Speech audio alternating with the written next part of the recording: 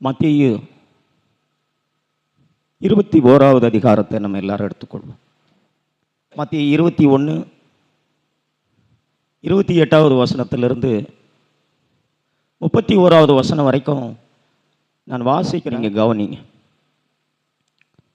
28வது வசனம். ஆயினும் உங்களுக்கு எப்படி தோன்றுகிறது, ஒரு மனுஷனுக்கு 2 குமாரர் இருந்தார்கள். மூத்தவனிடத்தில் அவன் வந்து, மகனே, நீ போய் இன்றைக்கு என் திராட்சை தோட்டத்தில் வேலை செய் என்றான். அதற்கு அவன் மாட்டேன் என்றான். ஆகிலும் பின்பு அவன் மனஸ்தாபப்பட்டு போனான். 30வது வசனம். இளையவனிடத்திலும் அவன் வந்து அப்படியே சொன்னான். அதற்கு அவன், போகிறேன் ஐயா என்று சொல்லியும் போகவில்லை. 31வது வசனம். இவ்விருவரில் எவன் தகப்பனுடைய சித்தத்தின்படி செய்தவன் என்று கேட்டார். அதற்கு அவர்கள், மூத்தவன் தான் என்றார்கள். அப்பொழுது இயேசு அவர்களை நோக்கி, ஆயக்காரரும் வேசிகளும் உங்களுக்கு முன்னே தேவனுடைய ராஜ்யத்தில் பிரவேசிக்கிறார்கள் என்று மெய்யாகவே உங்களுக்கு சொல்லுகிறேன். ஆண்டவர் இந்த வசனங்களிலே சொல்லியிருக்கிறத குறித்து தான் நாம் இன்னைக்கு கவனித்து நாம் அறிந்து கொள்ள போகிறோம். நாம் வாசித்த இந்த வசனங்களில் ஒரு தகப்பனுக்கு 2 குமாரர்கள் இருந்தார்கள். தகப்பன் மூத்தவனுக்கு சொன்ன கட்டளையை அந்த குமாரன் என்னால் இதற்கு கீழ்ப்படிய முடியாது என்று சொன்னான். ஆனால் அதற்கு பிறகு அவன் மனஸ்தாபப்பட்டு கீழ்ப்படிந்தான். இளைய மகன் நான் கீழ்ப்படுகிறேன் என்று சொல்லிவிட்டு அவன் கீழ்ப்படியல. அதை குறித்து அவன் மனஸ்தாபப்படவும் இல்லை. இந்த 2 மகன்களில் மூத்த மகன் தான் தகப்பனுடைய விருப்பத்தை செய்தவன். இந்த வசனங்களில் சொல்லப்பட்டிருக்கிறத ஆண்டவர் மூத்த மகனை ஆயக்காரருக்கும் வேசிகளுக்கும் ஒப்பிட்டார். இளைய மகனை பிரதான ஆசாரியர்கள், வேதபாரகர்கள், பரிசேயர்கள் இவர்களுக்கு ஒப்பிட்டு இவற்றை சொல்லியிருந்தார். பழைய ஏற்பாட்டில் கொடுக்கப்பட்ட தேவனுடைய கட்டளைகளுக்கு ஆயக்காரரும் வேசிகளும் கீழ்ப்படிவது கூடாததாக இருந்தது. அவர்கள் வெளிப்புறத்திலே அவ்வளவு அசுத்தமாக வாழ்ந்து கொண்டிருந்தார்கள்.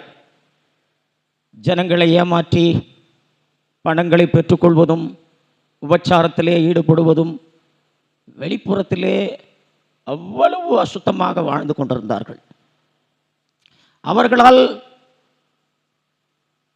தேவனுடைய அந்த பழைய ஏற்பாட்டின் கட்டளைகளுக்கு கீழ்ப்படிவது கூடாததாக இருந்தது. அவர்கள் தங்களுடைய அசுத்தமான வாழ்க்கை குறித்து நேர்மையுள்ளவர்களாக இருந்தார்கள். அவர்களால் தங்களை தாழ்மைப்படுத்த முடிந்தது.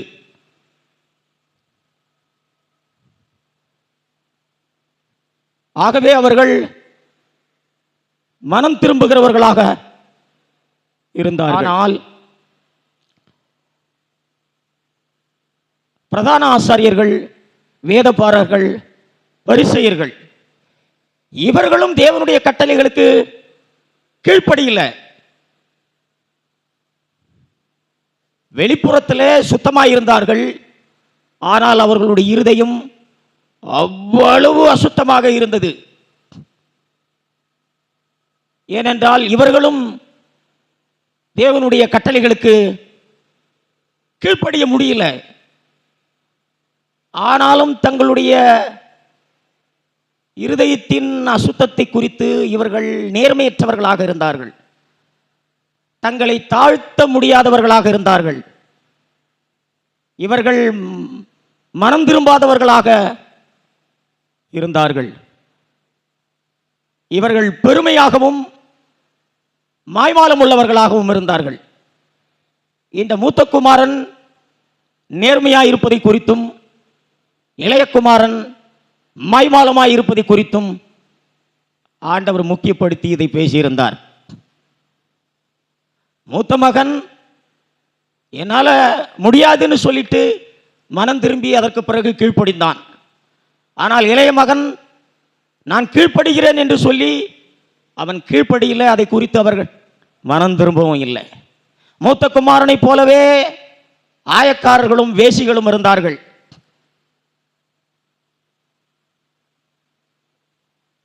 அவர்களால் தேவனுடைய கட்டளைகளுக்கு கீழ்ப்படிவது கூடாததாக இருந்தது. அவர்கள் தங்களை தாழ்த்தினார்கள். அவர்கள் தங்களை குறித்து நேர்மையாயிருந்தார்கள். அவர்கள் மனம் திரும்பினார்கள். ஆகவே ஆண்டவர் அவர்களை குறித்து சொல்லும் பொழுது தேவனுடைய ராஜ்யத்தை சுதந்திரிப்பார்கள் என்று சொன்னார். அவர்கள் தங்களை தாழ்த்தியது நிமித்தமாக, நேர்மையாக இருந்தது நிமித்தமாக அவர்கள் மனம் திரும்பவும் தேவனுடைய ராஜ்யத்தை சுதந்திரிக்கவும் கூடியவர்களாகவும் இருந்தார்கள். ஆனால் பிரதான ஆசாரியர்கள், வேதபாரகர்கள், பரிசேயர்கள் தங்களுடைய அசுத்தமான வாழ்க்கை குறித்து அவர்கள் நேர்மையற்றவர்களாகவும் தன்னை தாழ்த்தாதவர்களாகவும் மனம் திரும்பாதவர்களாகவும் அவர்கள் இருந்து பெருமையும் மாய்வாலமும் பண்ணி கொண்டிருந்தபடியினாலே தேவனுடைய ராஜ்யத்துக்கு அவர்கள் தூரமானவர்களாக இருந்தார்கள்.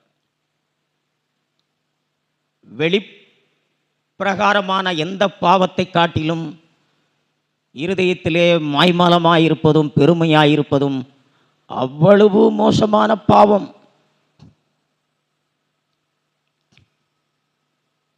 தேவன் பழைய ஏற்பாட்டில் தன்னுடைய கட்டளைகளை அவர் கொடுத்ததனுடைய நோக்கம் தங்களுடைய இருதயத்தின் அசுத்தத்தை அவர்கள் பார்த்து, நாம் நம்முடைய இருதயத்திலே எவ்வளவு அசுத்தமாக இருக்கிறோம், எவ்வளவு அழுக்கு நிறைந்தவர்களாக இருக்கிறோம், நம்முடைய எண்ணங்கள் எவ்வளவு அசுத்தமாக இருக்கிறது, நம்முடைய நோக்கம் எவ்வளவு அசுத்தமாக இருக்கிறது, நாம் எவ்வளவு சுயநலம் உள்ளவர்களாக இருக்கிறோம், நாம் எவ்வளவு பலவீனம் உள்ளவர்களாக இருக்கிறோம், நம்முடைய சொந்த பலத்தினாலே தேவனுடைய கட்டளைகளை நம்மால் கை கொள்ள முடியாது என்பதை அவர்கள் அறிந்து கொள்ளவும், இது நிமித்தமாக அவர்கள் தங்களை தாழ்த்தி கொள்ளவும், அவர்கள் நேர்மையாயிருக்கவும், நாம் ஒன்றுமில்லை பூஜ்யம் என்பதை அறிந்து கொள்ளவும், தேவனிடத்திற்கு அவர்கள் மனம் திரும்பவும் தேவன் இந்த கட்டளைகளை ஜனங்களுக்கு கொடுத்திருந்தார். பழைய ஏற்பாட்டு வேதாகமத்தை இந்த பிரதான ஆசாரியர்களும் வேதபாரர்களும் பரிசேயர்களும் நன்கு கற்று அறிந்து கொண்டிருந்தவர்களாக இருந்தார்கள். தங்களுடைய அறிவை பயன்படுத்தி இவற்றையெல்லாம் ஜனங்களுக்கு உபதேசிக்கிறவர்களாக, ஜனங்கள் மத்தியிலே ஊழியம் செய்கிறவர்களாக இருந்தார்கள். வெளிப்புறத்திலே அவர்கள் சுத்தமாக இருந்ததின் நிமித்தம் ஜனங்களுக்கு முன்பதாக தங்களை நீதியுள்ளவர்களைப் போல காட்டிக்கொண்டு, பாசாங்கு செய்து, மாய்மாலம் செய்து கொண்டு, தாங்கள் இருதயத்திலே பரிசுத்தமாய் வாழ்கிறதைப் போல ஜனங்க மத்தியிலே அவர்கள் நடித்து கொண்டிருந்தார்கள். தேவனுடைய வார்த்தைகளை எடுத்துக்கொண்டு தங்களுடைய சொந்த ஆதாயங்களுக்காக இவற்றையெல்லாம் உபதேசித்து ஜனங்களிடத்திலிருந்து அதிகமான பணங்களையும் கனத்தையும் புகழ்ச்சியையும் பெற்றுக் கொண்டிருந்தார்கள்.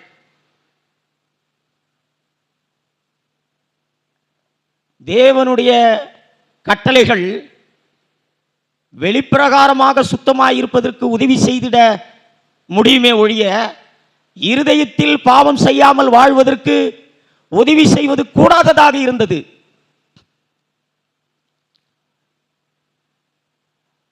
பழைய ஏற்பாட்டு தேவனுடைய கட்டளைகள் இருதயத்திலே பாவம் செய்யாமல் வாழ்வதற்கு உதவி செய்திருக்க கூடுமானால் தேவன் இந்த பூமியிலே வந்து சிலுவையிலே மரிக்க வேண்டிய அவசியம் இருந்திருக்காது.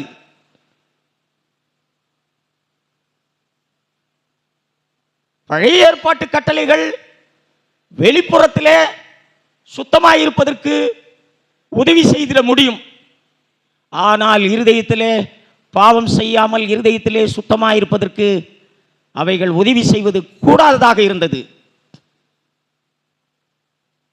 ஆனால் இந்த சம்பவத்திலே சொல்லப்பட்டது போல இளைய குமாரன் எப்படி கீழ்ப்படுகிறேன் என்று சொல்லிட்டு கீழ்ப்படியாமல் அவன் மாய்மாலக்காரனாக இருந்தானோ, அதுபோல இந்த பழைய ஏற்பாட்டின் வேத புத்தகத்தை நன்கு கற்று அறிந்து கொண்டு வெளிப்புறத்திலே சுத்தமாக இருந்தது நிமித்தம் இவர்கள் ஜனங்களுக்கு முன்பதாக தங்களை நீதியாய் வாழ்கிறதை போல காட்டிக்கொண்டு ஜனங்களை ஏமாற்றி கொண்டிருந்தார்கள். அவர்கள் எவ்வளவு அசுத்தமானவர்கள் என்பதை ஒத்துக்கொள்வதற்கு முடியாத அளவுக்கு பெருமையுள்ளவர்களாக இருந்தார்கள். ஆனால் ஆயக்காரரும் வேசிகளும் இந்த சம்பவத்திலே சொல்லப்பட்ட மூத்த குமாரனை போல அவர்கள் தங்களை தாழ்த்துவதற்கும் நேர்மையாயிருப்பதற்கும் அவர்களுக்கு எளிதாக இருந்தது. ஆகவே வெளிப்புறமான எந்த பாவ செயல்களை காட்டிலும் இருதயத்திலே மாய்மாலமாயிருப்பது அவ்வளவு மோசமானது. அது நம்மை தேவனுடைய ராஜ்யத்துக்கே நம்மை தூரமாக்கிடும். ஆனால் நம்மில் எத்தனை பேர் மாய்மாலம் மிகவும் மோசமான பாவம் என்பதை நாம் அறிந்து வைத்திருக்கிறோம். பெரும்பாலான கிறிஸ்தவர்கள் மாய்மாலம் மிகவும் மோசமான பாவம் என்பதை அறிந்து கொள்ள முடியாதவர்களாக இருக்கிறார்கள். எப்படி பிரதான ஆசாரியர்களும் வேதபாரர்களும் பரிசேயர்களும் தங்களுடைய அறிவை பயன்படுத்தி இந்த பழைய ஏற்பாட்டின் வேதாகமத்தை கற்று அறிந்து வைத்துக் கொண்டு ஜனங்கள் மத்தியிலே ஊழியம் செய்து கொண்டிருந்தார்களோ, வெளிப்புறத்திலே எப்படி தங்களை சுத்தமாக்கி வைத்துக் கொண்டிருந்தார்களோ, அதுபோல இன்றைக்கு பெரும்பாலான கிறிஸ்தவர்கள் வேத வார்த்தைகளை அறிந்து வைத்துக் கொண்டு தங்களை குறித்து அறிந்து கொள்ள முடியாதவர்களாக இருக்கிறார்கள். ஆண்டவர் தம்முடைய கட்டளைகளை கொடுத்ததனுடைய நோக்கம் என்ன? அதிகமான ஜனங்களுக்கு இவற்றையெல்லாம் பிரசங்கித்து அதிகமான பணத்தை பெற்றுக்கொள்வதற்காகவா? ஜனங்களிடத்திலிருந்து கனத்தை பெற்றுக்கொள்வதற்காகவா? ஜனங்களிடத்திலிருந்து புகழ்ச்சியை பெற்றுக்கொள்வதற்காகவா? நம்முடைய எந்த சுயநல நோக்கத்திற்காகவும் தேவன் தன்னுடைய கட்டளைகளை கொடுக்கவில்லை. தேவனுடைய கட்டளைகளை தேவன் கொடுத்ததுடைய நோக்கம் இருதயத்திலே ஜனங்கள் தங்களை தாழ்த்தி கொண்டு இருதயத்திலே அவர்கள் தாங்கள் எவ்வளவு பலவீனமானவர்களாகவும் அழுக்கு நிறைந்தவர்களாகவும் எவ்வளவு அசுத்தமான எண்ணமுடையவர்களாகவும் எவ்வளவு சுயநலமான நோக்கமுடையவர்களாகவும் இருக்கிறார்கள் என்பதை அவர்கள் அறிந்து கொள்ளவும், தாழ்த்தவும், நேர்மையாயிருக்கவும், மனம் திரும்பவும், தாங்கள் ஒன்றுமில்லை என்பதை அறிந்து கொள்ளவும், தேவனத்திற்கு வரவும் தேவன் தன்னுடைய கட்டளைகளை கொடுத்திருந்தார். நாம் மிகுந்த ஜாக்கிரதை உள்ளவர்களாக இருக்கணும். மாய்மாலம் மிகவும் மோசமான பாவம் என்பதை நாம் அறிந்தவர்களாக இருக்கணும். பழைய ஏற்பாட்டின் கட்டளைகள் இருதயத்திலே பாவம் செய்யாதபடிக்கு உதவி செய்வது கூடாததாக இருந்தது. நான் உங்களுக்கு ஒரு 2-3 வசனங்களை காண்பிக்கிறேன். அப்போஸ்தலர் 13வது அதிகாரம், அப்போஸ்தலர் 13:39வது வசனம். மோசேயின் நியாயப்பிரமாணத்தினாலே நீங்கள் எவைகளினின்று விடுதலையாகி நீதிமான்களாக்கப்படக்கூடாது இருந்ததோ, விசுவாசிக்கிறவன் எவனும் அவைகளினின்று இவராலே, இயேசு கிறிஸ்துவாலே விடுதலையாகி நீதிமானாக்கப்படுகிறான் என்றும் உங்களுக்கு தெரிந்திருக்க கடவது. இந்த வசனம் மிகவும் தெளிவாக சொல்லப்பட்டிருக்கு. நியாயப்பிரமாணம் வெளிப்பிரகாரமாக மனிதன் தன்னை சுத்தமாக்கிக் கொள்வதற்கு உதவி செய்திட முடிந்தது. இருதயத்திலே பாவம் செய்யாமல் வாழ்வதற்கு அது ஒரு காலம் உதவி செய்வது கூடாததாக இருந்தது. ஆகவே தான் ஆண்டவர் இந்த பூமிக்கு வந்தார். இயேசு கிறிஸ்துவை விசுவாசிப்பதின் மூலமாக மாத்திரமே ஒருவன் தன் இருதயங்களிலிருந்து பாவம் செய்யாத வாழ்க்கையை வாழ்ந்திட முடியும். நாம் நம்முடைய இருதயத்திலே எவ்வளவு அசுத்தமாக இருக்கிறோம், நம்முடைய நோக்கங்கள் எவ்வளவு சுயநலமாக இருக்கிறது, நம்முடைய இருதயத்திலே எவ்வளவு அழுக்குள்ளவர்களாக இருக்கிறோம், நாம் எவ்வளவு பலவீனம் உள்ளவர்களாக இருக்கிறோம், இதையெல்லாம் நாம் அறிந்து நம்மை தாழ்த்தாத வரை, நம்முடைய இருதயத்தை குறித்து நாம் நேர்மையாய் இல்லாத வரை, இருதயத்திலே பாவம் செய்யாமல் வாழ்வதற்கு தேவன் நமக்கு உதவி செய்திட முடியாது. இன்னொரு அற்புதமான வசனத்தை நான் உங்களுக்கு காண்பிக்கிறேன். ரோமர் 8வது அதிகாரம் 3வது வசனம். ரோமர் 8:3. அது எப்படி எனில், மாம்சத்தினாலே பலவீனமாயிருந்த நியாயப்பிரமாணம் செய்யக்கூடாததை தேவனே செய்யும்படிக்கு தம்முடைய குமாரனை பாவ மாம்சத்தின் சாயலாகவும் பாவத்தை போக்கும் பலியாகவும் அனுப்பி மாம்சத்திலே பாவத்தை ஆக்கினைக்குள்ளாக தீர்த்தார். இந்த வசனம் மிகவும் தெளிவாக சொல்லப்பட்டிருக்கு. நியாயப்பிரமாணம் செய்யக்கூடாததை தேவனே செய்யும்படிக்கு தம்முடைய குமாரனை பாவ மாம்சத்தின் சாயலாகவும் பாவத்தை போக்கும் பலியாகவும் அனுப்பினார் என்று சொல்லப்பட்டிருக்கு. நியாயப்பிரமாணம் மனிதனை தன்னுடைய இருதயத்தில் பாவம் செய்யாமல் வாழ்வதற்கு, தன்னுடைய இருதயத்தில் இருக்கிற பாவங்களிலிருந்து விடுதலையாக்குவதற்கு கூடுமானால் தேவன் தன்னுடைய குமாரனை இந்த பூமிக்கு சிலுவை மரணத்துக்கு ஒப்பு கொடுக்க வேண்டிய அவசியம் இருந்திருக்காது. இதற்கு கீழ்வசனத்தை நான் உங்களுக்கு வாசிக்க போறேன். ஏன்னா பெரும்பாலான கிறிஸ்தவர்கள் இந்த வசனங்களை எல்லாம் தவறாக அறிந்து வைத்துக் கொண்டிருக்கிறார்கள். 4வது வசனம். மாம்சத்தின்படி நடவாமல் ஆவியின்படி நடக்கிற நம்மிடத்தில் நியாயப்பிரமாணத்தின் நீதி நிறைவேறும்படிக்கே அப்படி செய்தார். இந்த வசனத்தை நாங்கள் இயேசு கிறிஸ்துவை விசுவாசிப்பதின் நிமித்தமாகத்தான் நியாயப்பிரமாணத்தின் கட்டளைகளை எல்லாம் நாங்கள் என்ன பண்றோம், கட்டளையின்படி கீழ்ப்படிந்து நடக்கிறோம் என்று சொல்லி தங்களை நியாயப்படுத்தி பிரசங்கித்துக் கொண்டும் பேசிக்கொண்டும் இருக்கிறார்கள். பரிசேயர்களைப் போலவே இந்த வேத வார்த்தைகளை அறிந்து வைத்துக் கொண்டிருக்கிறார்கள். இதில் சொல்லப்பட்டதனுடைய அர்த்தம் என்ன? ஏதோ எழுத்தின்படி வெளிப்பிரகாரமாக செயலை முக்கியப்படுத்தி இந்த வசனத்தை ஆண்டவர் சொல்லல.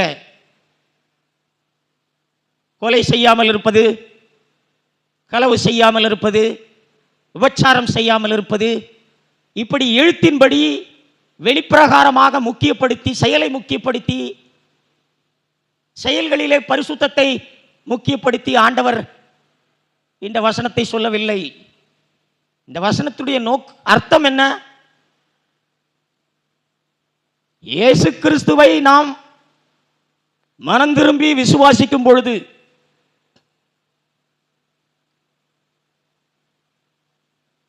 நம்முடைய இருதயத்திலே நாம் எவ்வளவு அசுத்தமாய் இருக்கிறோம் என்பதை நாம் நேர்மையாய் ஒத்துக்கொண்டு, நம்முடைய சொந்த பலத்தினாலே நம்முடைய இருதயத்தில் நம்மால் பரிசுத்தமாய் வாழ முடியாது என்று சொல்லி, ஆண்டவரே உம்முடைய பலன் இல்லாமல் என்னால் இருதயத்திலே பரிசுத்தமாய் வாழ முடியாது என்று சொல்லி தேவனுடைய உதவியை தேடி, அப்பொழுது இயேசு கிறிஸ்து நமக்கு நம்முடைய இருதயத்திலே பரிசுத்தமாய் வாழ்வதற்கு அவர் நமக்கு என்ன பண்ண முடியும்? உதவி செய்திட முடியும். நம்முடைய எண்ணங்களிலே நாம் பரிசுத்தமாய் வாழ்வதற்கு உதவி செய்திட முடியும். நம்முடைய நோக்கத்திலே நாம் பரிசுத்தமாய் இருப்பதற்கு தேவன் நமக்கு உதவி செய்திட முடியும். நம்முடைய இருதயம் பரிசுத்தமாய் இருக்கும் பொழுது, நம்முடைய எண்ணங்கள் பரிசுத்தமாய் இருக்கும் பொழுது, நம்முடைய நோக்கம் பரிசுத்தமாய் இருக்கும் பொழுது, தானாகவே நம்முடைய செயல்கள் எப்படி இருக்கும்? பரிசுத்தமாக இருக்கும். உட்புறம் சுத்தமாகும் பொழுது வெளிப்புறம் தானாக சுத்தமாகும். அதுதான் இந்த வசனத்தினுடைய அர்த்தம்.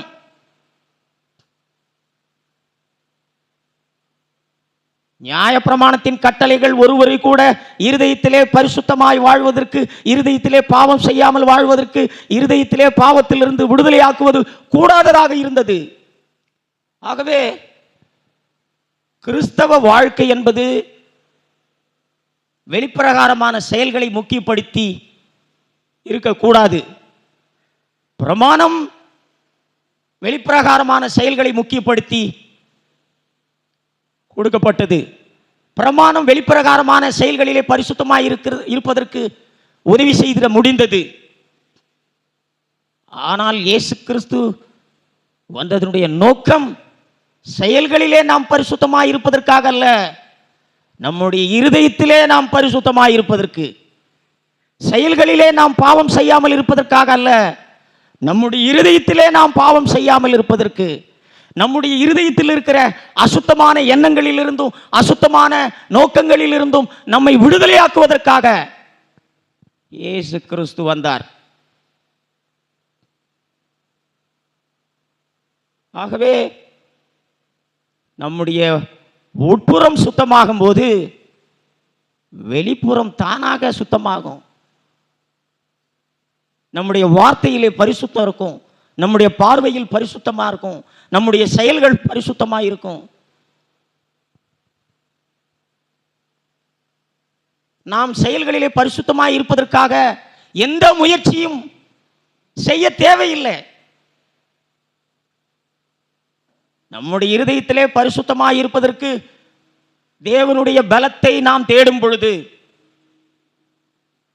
நம்முடைய இருதயத்தில் இருக்கிற பாவங்களிலிருந்து நாம் விடுதலையாக்கப்படுவதற்கு தேவனுடைய பலத்தை நாம் தேடும் பொழுது தானாக வெளிப்புறத்திலே நம்முடைய செயல்கள் எப்படி இருக்கும்? பரிசுத்தமாக இருக்கும். இன்னும் ஒரு வசனத்தை கூட நான் உங்களுக்கு காண்பிக்கிறேன். மத்தேயு 23வது அதிகாரம் 25வது வசனம் 26வது வசனம். மாயக்காரராகிய வேத பாரகரே, பரிசேயரே, உங்களுக்கு ஐயோ!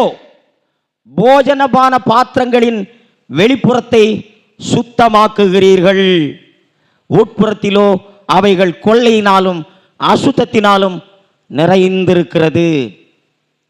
26வது வசனம். குருடனான பரிசேயனே, போஜனபான பாத்திரங்களின் வெளிப்புறம் சுத்தமாகும்படி அவைகளின் உட்புறத்தை முதலாவது சுத்தமாக்கு. இந்த 2 வசனங்களிலே ஆண்டவர் என்ன சொல்றாரு? வேதபாரகரையும் பரிசேயரையும் பார்த்து என்ன சொன்னாரு? வெளிப்புறத்திலே நீங்க சுத்தமா இருக்கிறீங்க, உங்க வெளிப்புறத்தை சுத்தமாக்கிக்கிறீங்க, ஆனா உங்க உட்புறம் எப்படி இருக்கு? அசுத்தமா இருக்கு. எப்படி அவங்க வெளிப்புறத்தை சுத்தமாக்கிக்கிட்டாங்க? நியாயப்பிரமாணத்தின் உதவியினால் வெளிப்பிரகாரமாக தங்களை அவர்கள் என்ன பண்ணாங்க? சுத்தமாக்கி கொண்டார்கள். ஒரு சுயநீதியான வாழ்க்கையை அவர்கள் பெற்றுக்கொண்டார்கள். ஆனால் ஆண்டவர் அதற்கு கீழே சொல்றாரு, நீங்கள் முதலாவது உட்புறத்தை சுத்தமாக்குங்க, வெளிப்புறம் தானா என்ன பண்ணும்? இதுதான் இயேசு கிறிஸ்துவை விசுவாசிக்கிறதுனால வருகிற நீதி. இதுதான் இயேசு கிறிஸ்துவை விசுவாசித்து நாம் பெற்றுக்கொள்ளுகிற நீதி என்பது இருதயம் பரிசுத்தமாகும் பொழுது வெளிப்புறம் தானாக பரிசுத்தமாகும். பவுல் இதை தெளிவாக சொல்லியிருக்காரு. பிலிப்பியர் 3வது அதிகாரம் 6வது வசனம் நான் வாசிக்கிறேன் பாருங்க. பக்தி வைராக்கியத்தின்படி சபையை துன்பப்படுத்தினவன் நியாய பிரமாணத்திற்குரிய நீதியின்படி குற்றம் சாட்டப்படாதவன். 9வது வசனம். நான் கிறிஸ்துவை ஆதாயப்படுத்திக் கொள்ளும்படிக்கும் நியாய பிரமாணத்தினால் வருகிற சுயநீதியை உடையவனாயிராமல் கிறிஸ்துவை பற்றும் விசுவாசத்தினால் வருகிறதும் விசுவாசம் மூலமாய் தேவனால் உண்டாயிருக்கிறதுமான நீதியை உடையவனுமாயிருந்து கிறிஸ்துவுக்குள் இருக்கிறேன் என்று காணப்படும்படிக்கு. நியாயப்பிரமாணத்தினால் வருகிற சுயநீதியை நான் உடையவனாயிராமல் கிறிஸ்துவை பற்றும் விசுவாசத்தினாலே வருகிற நீதியை உடையவனாய் இருக்கும்படிக்கு என்று சொல்லி தெளிவாக சொல்லியிருக்கார். நியாயப்பிரமாணத்தின்படி வெளிப்புறத்திலே எந்த விதமான குற்றமும் சாட்டப்படாதவராக பவுல் வாழ்ந்து கொண்டிருந்தார். கிறிஸ்துவை விசுவாசிப்பதின் மூலமாக பெற்றுக்கொள்ளுகிற அந்த நீதியை அவர் அறிந்து கொள்ளாத வரைக்கும் அவர் நியாயப்பிரமாணத்தின்படி வெளிப்புறத்திலே குற்றம் சாட்டப்படாத அளவுக்கு அவ்வளவு சுத்தமுள்ளவராக அவர் இருந்தார். ஆனாலும் இருதயத்திலே அசுத்தமுள்ளவராக இருந்தார். அவரே சொல்லுகிறார், ரோமர் 7வது அதிகாரம்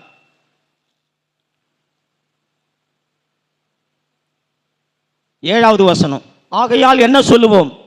நியாயப்பிரமாணம் பாவமோ? அல்லவே, பாவம் இன்னதென்று நியாயப்பிரமாணத்தினால் நான் அறிந்தேனே என்று மற்றபடி அறியவில்லை.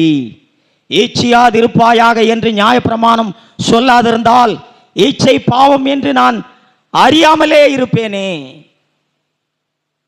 பாவமானது கற்பனையினாலே சமயம் பெற்று சகலவித இச்சைகளையும் என்னிலே நடப்பித்தது. நேர்மையாய் எப்படி ஆயக்காரரும் வேசிகளும் தங்களை குறித்து நேர்மையாய் இருந்தார்களோ அதே போல அப்போஸ்தலனாகிய பவுல் கூட நான் வெளிப்புறத்திலே குற்றம் சாட்டப்படாதவனாய் இருந்து கொண்டிருந்தேன், ஆனால் என்னுடைய இருதயத்திலே நான் ஈச்சிக்கிறவனாக, என்னுடைய எண்ணங்களிலே அசுத்தம் உள்ளவனாக, என்னுடைய இருதயத்திலே அசுத்தம் உள்ளவனாக நான் வாழ்ந்து கொண்டிருந்தேன் என்று சொல்லி நேர்மையாக சொல்லுகிறார். இன்றைக்கு பெரும்பாலான கிறிஸ்தவர்கள் ஆயக்காரர்களைப் போலவும் பாவிகளைப் போலவும் அப்போஸ்தலனாகிய பவுலைப் போலவும் தங்களுடைய இருதயத்தில் இருக்கிற அசுத்தமான எண்ணங்களையும் தங்களுடைய இருதயம் எவ்வளவு அசுத்தமாய் இருக்கிறது என்பதை நேர்மையாய் ஒத்துக்கொள்ள முடியாத அளவுக்கு பெருமை உள்ளவர்களாக இருக்கிறார்கள். நாம் இப்படி மாய்மாலம் உள்ளவர்களாய் நாம் வாழ்ந்து கொண்டிருந்தால் நாம் தேவனுடைய ராஜ்யத்துக்கு தூரமானவர்களாகி விடுவோம். மாய்மாலம் என்று சொல்லும் பொழுது பொய் சொல்லுவதற்கு ஒப்பானது. வாயை திறந்து நாம் பொய் சொல்லவே தேவையில்லை. மாய்மாலமாய் வாழ்ந்து கொண்டிருந்தாலே நான் பொய் சொல்லுகிறவனாய் நான் இருக்கிறேன். உங்களுக்கு தெரியுமா, அப்போஸ்தலர்ல 5வது அதிகாரத்தில் அனனியா சப்பரியால் என்று சொல்லி கணவன் மனைவி இருந்தார்கள். தங்களுடைய நிலத்தை விற்று அந்த பணத்திலே ஒரு பகுதியை எடுத்து மறைத்து வைத்து கொண்டார்கள். தங்களுடைய நிலத்தை விற்ற மொத்த பணத்தையும் கொண்டு வந்து கொடுப்பதை போல அப்போஸ்தலரிடத்திலே பாசாங்கு செய்தார்கள், நடித்தார்கள், மாய்மாலம் பண்ணினார்கள். மற்றவர்களெல்லாம் கொடுத்தது போலவே நாங்களும் எல்லாவற்றையும் என்ன பண்ணியிருக்கோம், கொடுத்திருக்கிறோம் என்று சொல்லி நடித்தார்கள். அவர்கள் வாயை திறந்து எதுவுமே பேசல, பொய் சொல்லல. அவர்கள் ஒரு பகுதியை எடுத்து வைத்து கொண்டது தவறில்லை.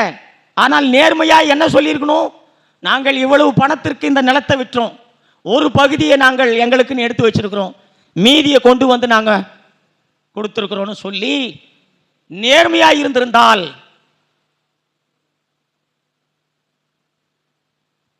அந்த இடத்துல அவர்கள் மறிக்க வேண்டிய அவசியம் இருந்திருக்காது.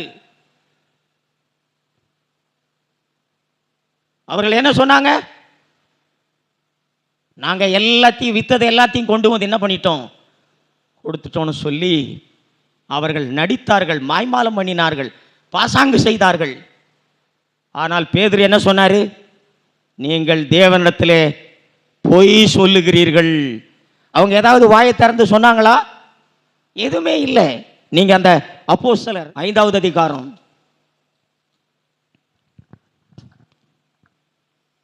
3வது வசனம். பேதுரு அவனை நோக்கி, அனனியாவே, நிலத்தின் கிரயத்தில் ஒரு பங்கை வஞ்சித்து வைத்து பரிசுத்த ஆவியினிடத்தில் பொய் சொல்லும்படி சாத்தான் உன் இருதயத்தை நிரப்பினதென்ன? அதை நீ விற்கும் முன்னே அது உன்னுடையதா இருக்கவில்லையோ? அதை விற்ற பின்பும் அதன் கிரயம் உன் வசத்தில் இருக்கவில்லையோ? நீ உன் இருதயத்திலே இப்படிப்பட்ட எண்ணம் கொண்டதென்ன? நீ மனுஷனிடத்தில் அல்ல, தேவனிடத்தில் பொய் சொன்னாய் என்றான். பார்த்தீங்களா? அவர்கள் வாயை திறந்து பொய்யே சொல்லலை. ஆனால் அவர்களுடைய எண்ணத்திலே அவர்கள் தவறான அசுத்தமான எண்ணம் உடையவர்களாக இருந்தார்கள். மாய்மாலம் பண்ணி கொண்டிருந்தார்கள். ஒரு பகுதியை அவர்கள் எடுத்து வைத்து கொண்டது தப்பல்ல, அவர்கள் நேர்மையா இல்லை, எல்லாவற்றையும் கொடுத்தது போல பாசாங்க செய்தார்கள். ஆகவேதான் பேதுரு சொல்லும் பொழுது நீ தேவனிடத்திலே பொய் சொன்னாய் என்று சொன்னார். சகோதரா, மாய்மாலமாய் இருப்பது பொய் சொல்வதற்கு ஒப்பானது. நாம் வாயை திறந்து பொய்யே சொல்ல தேவையில்லை.